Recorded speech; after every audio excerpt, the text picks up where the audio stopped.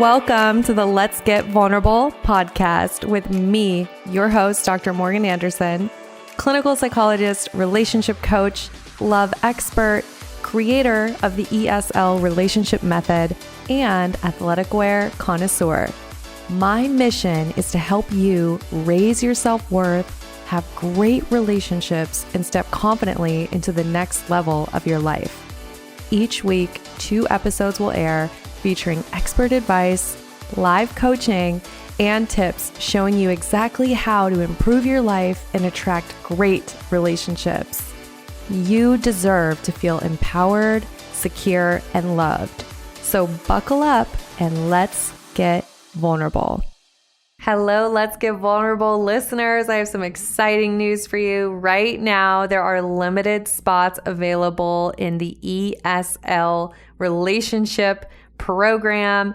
This program is designed to take you from your current attachment style and move you to a securely attached woman who is attracting the kind of relationship that you deserve. A healthy relationship, somebody that you can grow and build with.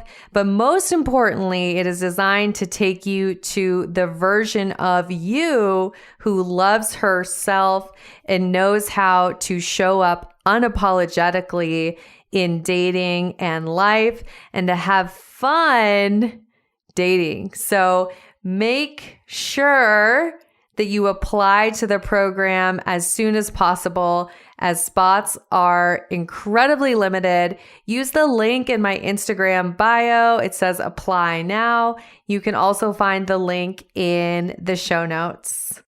Hello, everyone. Welcome to a very special episode of the Let's Get Vulnerable podcast.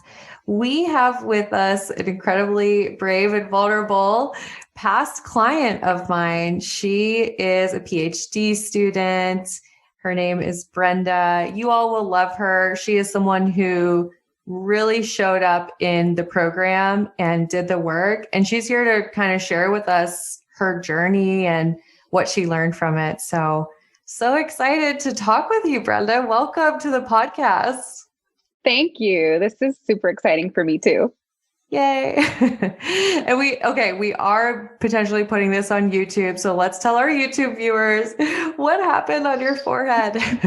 So last night I fell asleep with my cat on the couch and I woke up startled and I startled him and he pounced off of my forehead and gave me a big scratch. So that's what that's about if you're watching it on YouTube. Oh my gosh. Cat. It's okay. Yeah. I forgave him. Good. Well, I think it would be so helpful to people if you could share a little bit about kind of where you were at before the program and like what was it that really motivated you to apply and then do this work? Right. So I am 31 years old and I had just turned 31 when a friend of mine told me about your podcast, and I had gotten out of a relationship that was very much an emotional roller coaster. And this had been the trend of my relationships for most of my 20s, getting super close really quickly, riding this roller coaster, and then having it crash. Right. So this was the rhythm. And I also had noticed that I had never taken the time to grieve any of these quote unquote failed relationships, right? It was like, I was just trying to fill that void for companionship and for the feeling of wholeness with another person. And I started listening to your podcast and I heard about your program and I got in touch with Haley, who asked me some questions, and I had just started seeing someone around the time that I started the program. And so it was just a great time to try to implement these new skills that I was learning.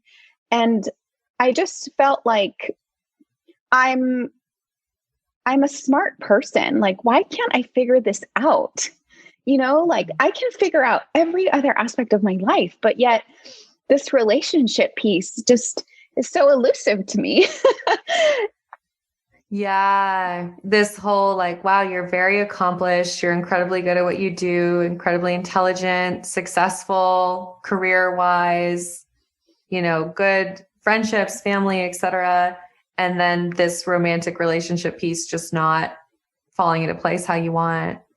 Right, right. And I had read a little bit about attachment theory before I listened to your podcast, and was actively reading that book called Attachment and or Attached, and had never realized that I was an anxiously attached person, and that this is why I had these very sudden, intense attachments with people, some who were equally anxiously attached and some who were avoidant, which were the ones I tended to attract more.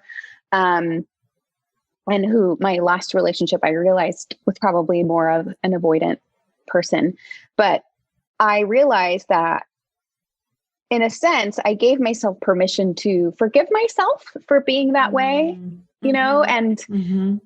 and because after about 12 years of dating and not feeling like anything is sticking, you start to wonder if there's something wrong with you, and you start to feel like I'm the problem, And after learning about attachment theory, I realized like these are just things that developed in me and in my brain as a result of the way that I grew up that are not my fault.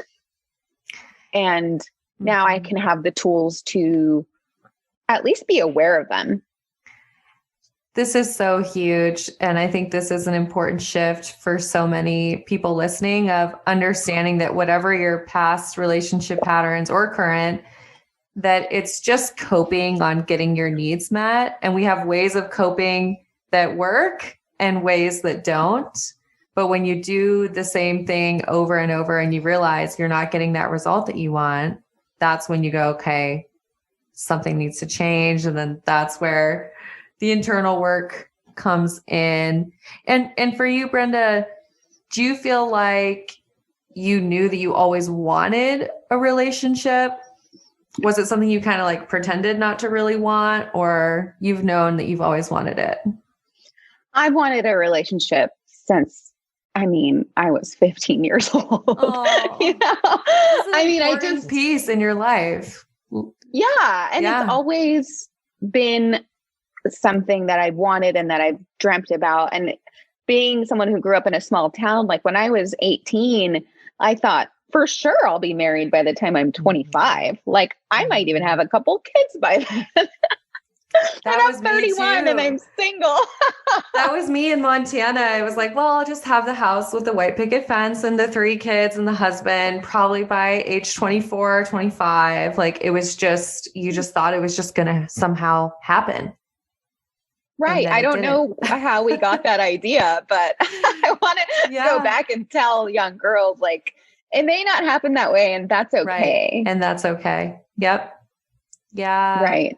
Okay. So then you took the leap of joining. What was that like for you to join? Were you nervous? Were you unsure? Or what was the experience of committing and deciding to go all in?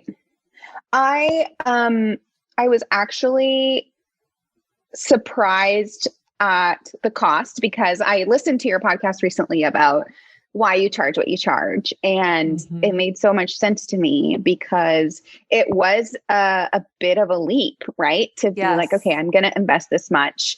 But it really resonated with me that I need to invest in myself. And this was a particularly nagging and frustrating part of my personal life that I had never truly invested in, but had just always kept trying the same bad habit. Right. So when I decided to take the plunge, in a sense, I realized that method does work, because when it hurts a little, you do the work. You do the work. Exactly. And when you have that same pattern over and over, you need a pattern interrupt. You need something that says, okay, I'm committing to this being different. I'm burning the boats, as Tony Robbins would say, right? Like I am all in, I'm committing. And that investment price is part of that. You're saying, I'm going to show up, I'm going to play full out. And y'all, Brenda did show up fully. She's an amazing Oh, client. So it showed, thank right? you. Like you took it seriously and you did the work. I did. I took it very seriously. And I think that's also a side effect of me having been in therapy for the last year or so, because I knew how much therapy had done for me. And I knew that you made this program so that you could actually tell us what to do as a coach instead of a therapist. Because my therapist can't tell me what to do. Oh, I'm so glad you brought that up, because a lot of people don't realize how therapy and coaching go so well together, right? Of therapy, you can really get some insight. You can kind of understand what's happening.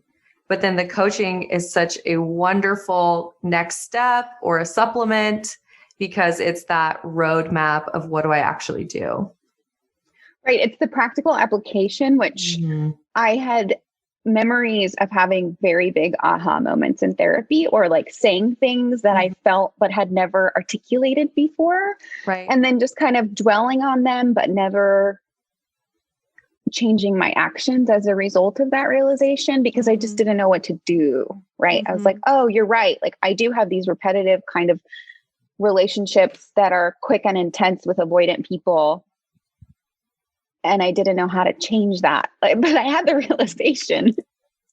So the coaching aspect was huge, because I was like, okay, these are now practical tools that I can implement. And especially with this last relationship that I had throughout the course of the program, I was able to use the assertive communication and to make the statements like the story I'm telling myself is, and model those behaviors for him. And he did use them sometimes. So good. So good. Yeah. I'd love to get into that in terms of what was it like being in the program? And then maybe talking a little bit about the transformation, or what it is that you feel like you really took away from the experience. Yeah, I think the pacing module was super helpful to me. Because I had this concept that if a guy is not constantly texting me or talking to me or just constantly engaged with me, that maybe he wasn't interested, because like I wasn't on that steady uphill climb on this roller coaster, right? Like he wasn't like making it super exciting right off the bat. And I realized, okay, if we're going to build a secure attachment, it's not going to go super fast, super quick, super intense, right? And just because it's not that way doesn't mean that he doesn't like me. And so that helped, the pacing, and then also catching myself manifesting my anxiously attached behaviors. Like wanting to get closer when they pull away and being like, okay, what am I thinking? Like, what am I telling myself that makes me feel this way? And what is really happening? Right. As opposed to reality testing, like using the tool of reality testing in the moment. Reality testing. Right. And then also the concept of being a love scientist and a data gatherer, right? And realizing towards the end of the relationship that though we had a good time and we got along, there were things in the relationship that he didn't have the capacity to give me, and that was okay. You know, that I didn't have to force it. And I think that's what caused a lot of my angst and my heartache in the past, was that I was very forceful and adamant and stubborn about, well, you have to be the person that meets my needs. And it's like, well, you can't really make anyone be that. And at the end of the day, you have to be the one that meets your needs. Right. So many good points there, Brenda. And I think it speaks to this realization of a limiting belief that so many people have. And maybe you had also of, you know, I have to work hard to earn love, or love has to be hard in some way. But really switching that belief and saying, hey, love can flow and come to me easily and feel good when both people are showing up. And I think even the limiting belief as an ambitious, independent, career-driven woman, that there's this limiting belief that I'm too much, right? That no man is going to love me for who I really am, and that was probably why I dated people who maybe were unavailable, because in a sense I was like, well, this is the best I can get because I'm too much. Right. And I think a lot of women feel that way. Oh yeah. I really appreciate you sharing that. And that's a lot of times why I will work with professional women who say, hey, everything in my life is great. And I just don't know what it means to find that puzzle piece of somebody who can fit with me because I have beliefs about myself that I'm too much or I'll intimidate the man. Yes. All of this BS. Right. So can you talk about how in the beginning of the program, there's a lot of internal work and really the rewiring of those beliefs and what that was like for you to do that internal work? Right. I think also as women, we're conditioned to not think too highly of ourselves. Yeah. And that was hard for me because in the morning alignment, we have to write this paragraph of like our ideal situation, right? Of like how we want to see ourselves. And it felt I felt like arrogant or braggy or something. And I was like, but this is true. I am a successful clinician and I'm a scholar and I'm getting a PhD, why is that so hard for me to say? And you're so I beautiful and intelligent and kind and all of these things. Absolutely. Right. But somehow it feels difficult to own those things. You were trying to kind of give away your power, right? Of I don't want to be too much or I don't want to be intimidating. Yeah. Right.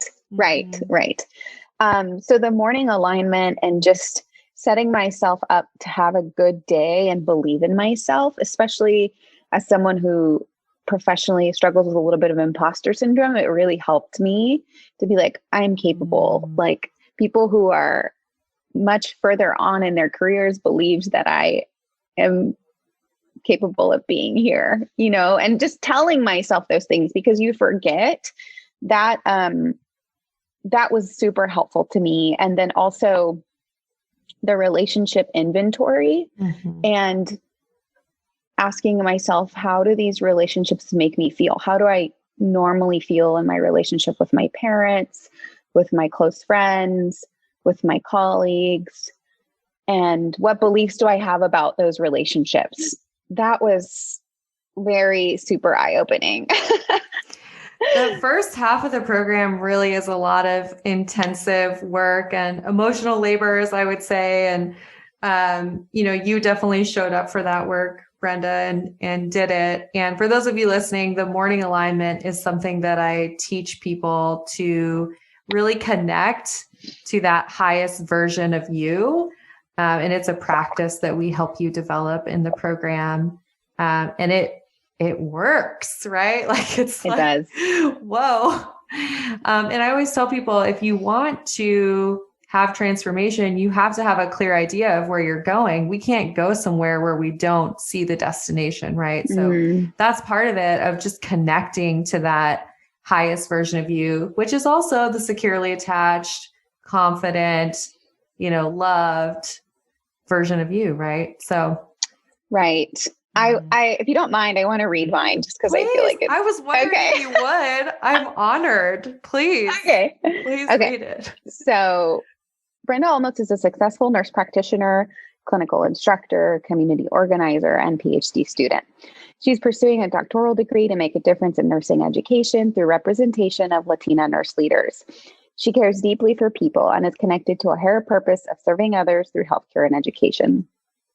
She does the right thing, takes care of her loved ones, and always operates with integrity. She is married to an amazing, healthy partner and is an incredible wife and friend. She travels when she wants to and feels financially secure. She gives back to charities of her choice and loves to support causes she cares about. She is loving, caring, and connected to a higher purpose. She feels alive and happy every day. That's so good. I love it. I have goosebumps. Well, and I thought it was kind of like cheesy and woo-woo initially to be like, she's an amazing wife and friend. And I'm like, I'm nobody's wife, but I have to visualize it, right? I have to tell myself it. You know, I always will tell everyone who I'm coaching, you have to make space for the good that you want in your life. And part of making that space is feeling into it as if it's already happened. So this kind of exercise helps you get into that place of really tangibly feeling it, right? Right. Yeah. And then I really like the principles part. I'll read you a couple of them. Okay. I'm kind to myself no matter what. Ooh, that's good. I like that, girl. I'm adding that to mine. I only take compliments personally. Ooh, I like that too. Yeah, that one's really good. I feel like in my professional life and in my school work, because you get a lot of feedback sometimes that maybe doesn't make you feel great. And I'm like, well, it's a good thing I don't take that personally. It's just information. You don't have to take it on. You get to decide what you take on, right? Yep. Yeah. Very and good. then I always do what is right, not what is easy. I love that one. That's a good one. Oh, yeah. These are powerful. And was it hard for you to do it consistently, or were you able to say, you know what, I'm noticing I'm getting some results. I'm just going to do this consistently. What was that like? I initially had it on paper and I realized it wasn't as practically easy for me to go through the paper. So I made it a Google PowerPoint because I always pick up my phone. I always pick up my phone or my iPad in the morning and like play a podcast or something. And I thought, well, I might as well put it on one of those devices and then just swipe through the slides. Yes. So that was an easier thing for me to do. And that made it more routine. I love that. And yeah, so I just made it a bit more accessible and part of my morning. I love that. You were generous enough to share that with the group, I remember.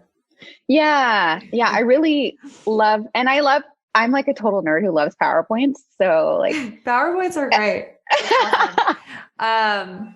So good, Brenda. I honestly am so excited for you and feel like I already sense that you have just become more hopeful, self-confident. I want to ask you more about that in a bit. But backing up, what was it like for you having the group experience and being on group calls? Because a lot of times when people are coming to the program, they're like, oh, the group calls, that's annoying. I don't want to do those. I'll hear that a lot. But really? I'm curious, as someone who's gone through it, what did you think of the group calls? The group calls were great. I've been able to connect with some really awesome women through the group and through the calls. And it's just so encouraging when you're in the call and we're talking about a problem and like 5 or 6 people are like, oh, I do the same thing, because when kinds of issues with relationships, you think you're like the only one who has these problems. And so just finding that community and knowing that you don't have to beat yourself up about it, that you're not the only like broken person in the world. You're it's talking so about encouraging. That group healing is so powerful. And obviously, we have one-on-ones in the program as well, and those are available to you as needed. I'm here to make sure that you get what you need, but the group element is really powerful. So I would say, and I hope you would agree that if you're someone who's like, oh, group, I would ask you to actually consider that you could get benefit out of it, because it's a game for changer. Sure. Yeah. And you don't even have to be super active. I mean, no, you can just join and watch, and nobody's going to force you to share anything. Like we don't go around like asking for your personal information. We just if you want to share, you can. If you don't, you can just watch and listen. Exactly. Thank you for clarifying that. I definitely make it that way on purpose. I think people maybe have the view that group therapy means we're like in a circle and everyone has to go around. Yeah. But you don't. This is group coaching, right? It's like a shared learning and transformation together instead of you having to, do like group therapy. So very different experience for sure. Okay. What do you feel like has been some of the biggest pieces of growth that you've had, or like ways that you've changed since doing the program? I feel like my standards are raised because I know that my energy is precious. Right. And so I don't want to spend my time with anyone who doesn't value my energy or my time at least as much as I do. Right. And so that alone has saved me a lot of time and heartache. And then just the beliefs about relationships that love is boring if there's not a lot of drama. I don't believe that anymore. That's a powerful one. Yeah. That you don't need to be on a roller coaster for it to be real. So good. Right. Moving to that secure place. Yeah. Right. And then asking myself, is this serving me? Right. Is this relationship adding value to my life, or is it just causing me more anxiety? Like towards the end of my last relationship, I just was very anxious, and you and I talked, and I was like in a really stressed out position. And the next day we ended the relationship, and I was sad for sure. I was sad, but looking back on it now, like a month out, I'm like, wow, I learned a lot from that relationship. And also like my recovery was a lot quicker than it would have been prior, because I still felt whole, right? It was like, there wasn't a part of me that was gone. It was just, he was gone. Right. And I'm still whole, and I'm still worthy, and I'm still deeply lovable.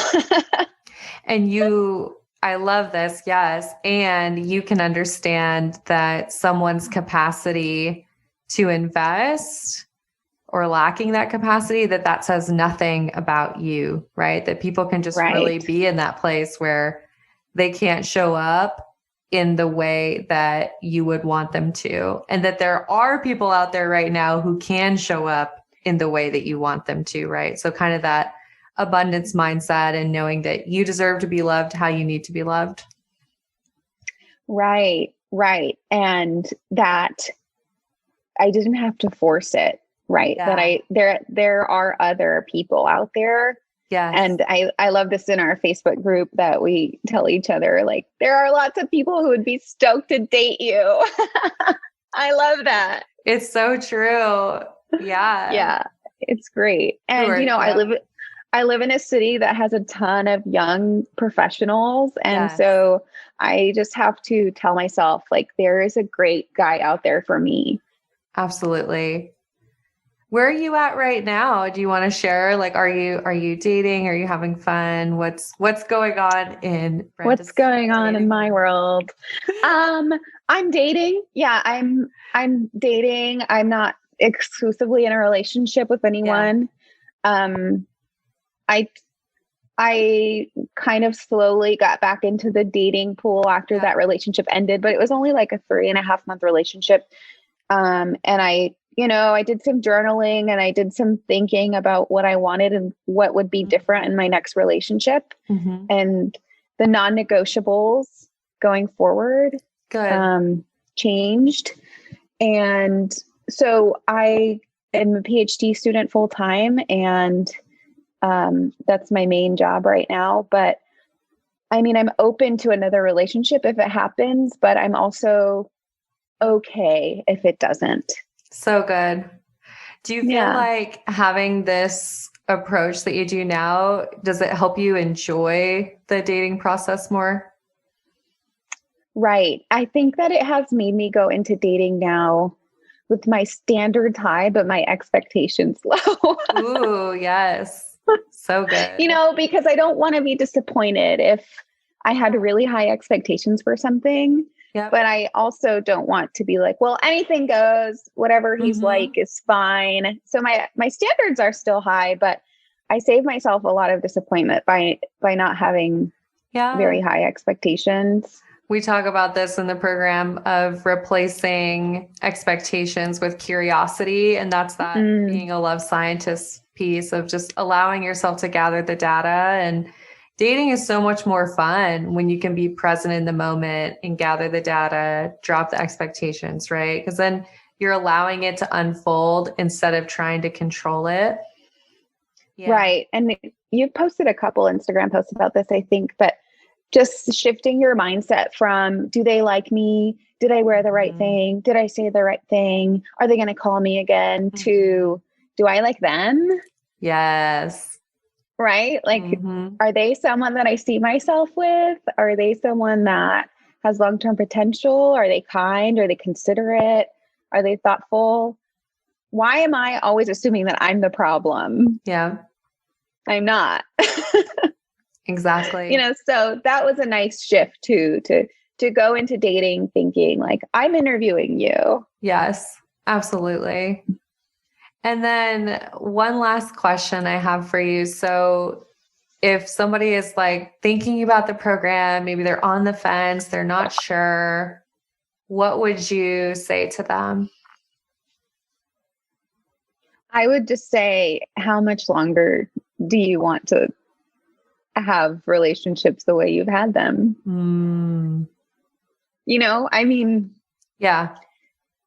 That was my thing, was like, can I go another year with this kind of pattern? And I just thought, no, I can't. It's been too many years. It's been too many years. Your energy and your time is your most precious resource, right? And valuing your energy and your time at the level of saying, enough is enough. I'm not doing these dating patterns anymore. I'm going to show up for me and do this for me. So I love that. I think that's a really good question to ponder. Right. I mean, if you think you can keep it up for another 6 months to a year, then more power to you. Yeah. But I couldn't, Right. I remember talking to Haley, and I was desperate, honestly. I was desperate to change the way that my relationships worked out. And it doesn't mean that, the next week I found my future husband. Like, clearly I didn't. Like, I dated someone and it didn't work out. Yeah. But I'm so much better for it now. And I learned so much from that experience and got to practice some of these skills that I developed and see how they worked. Yes. And you're so ready to have that foundation now for a healthy relationship and approach dating in a healthier way. And then I think one of the other really beautiful things is seeing that relationship with you really improve, right? Like having your self-worth go up, your confidence in yourself. So that's such a powerful gift. It is. Yeah. I'm really thankful, honestly, that you're doing this. And I know you just had your 1 year anniversary. So congrats. Thank you. Yeah. The podcast had 1 year. So that was crazy when we started it, it was like, okay, maybe people will listen, maybe they won't, but the podcast is 1 year old. So very exciting. Yay. Brenda, is there anything else about the program or anything that you'd want to share to any of the women listening? I just think that you're worth it.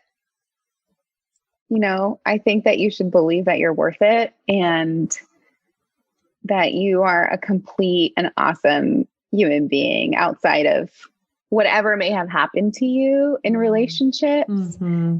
And it's really valuable to learn how to manage this aspect of our lives so that it's not a constant struggle. Absolutely. You're not your past. You're not even your present. You do have the power to really change how you go about love. And it's never too late. You're never too broken. You can take control. And that's exactly why we have this, to create the framework for you and create the support and the community. And the community is great. Like I'm in a lot of community type groups for different interests.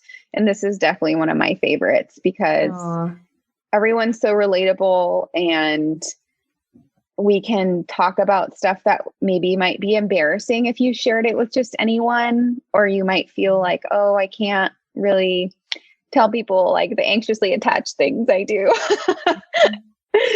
but then you meet this group and everyone's like, oh, I do that all the time. Yes.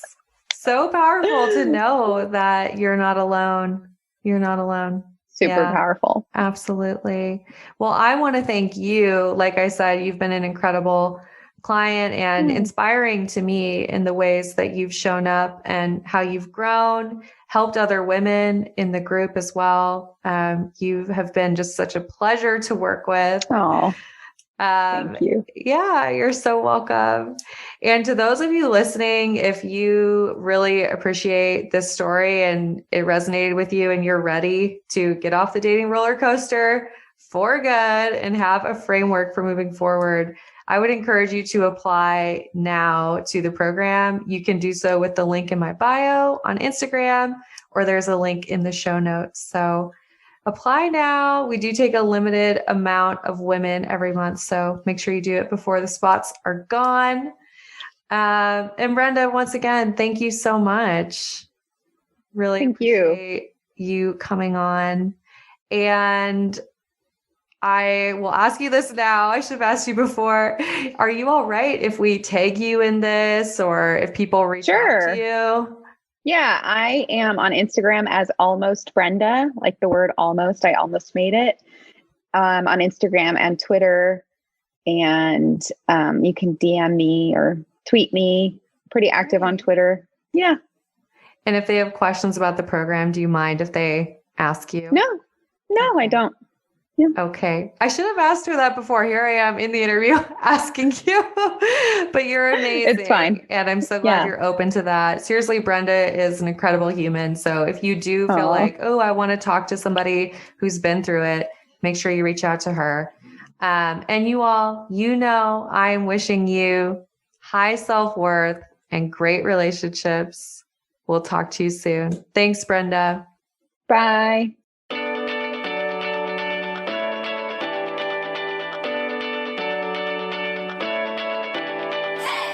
You guys, thanks for tuning in. I really appreciate each and every one of you. The best way that you can thank me is by sharing this episode on Instagram, Facebook, and making sure that you tag me at Dr. Morgan Coaching. And it would really mean the world to me if you took just 2 minutes to leave me a 5-star review on iTunes. This podcast is not free to produce. And the more that you help this little show grow, the more people will have access to this valuable information. So until next time, I'm wishing you high self-worth and great relationships. Thank you for being part of this community.